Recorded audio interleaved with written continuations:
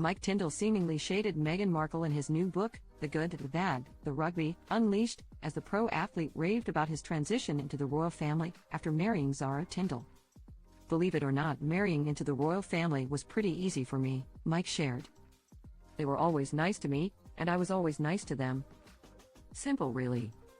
I expected big trays loaded with scones and exotic fruit tarts," he noted. "Instead, I got a couple of broken rich teas and what appeared to be a half-eaten malted milk, a leftover from a box of Family Circle biscuits." Mike's confession follows the Duchess of Sussex's years of complaining about clashing with the famous brood. In Harry and Meghan, the former actress discussed being disappointed after her temporary move to Canada. "We landed in Canada and one of our security guards who had been with H for so long, and these guys were so wonderful, I just collapsed in his arms crying," Meghan said, in the Netflix series. "I was like, I tried so hard, and he was like, I know you did. I know you did, ma'am, I know you did," she said. Like, I tried so hard. And that's the piece that's really triggering, because you go, and it still wasn't good enough. And you still don't fit in. In the documentary, Meghan later admitted that she was surprised by Prince William and Kate Middleton's rigid nature. "I was a hugger and have always been a hugger. I didn't realize that was really jarring for a lot of Brits," the Northwestern alum recalled.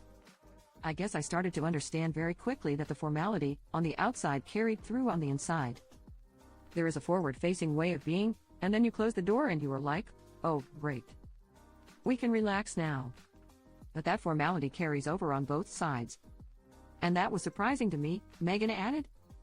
In 2021, Meghan and Prince Harry gave their first tell-all interview after leaving the UK, and the Duchess of Sussex was admittedly unaware of what her duties would be.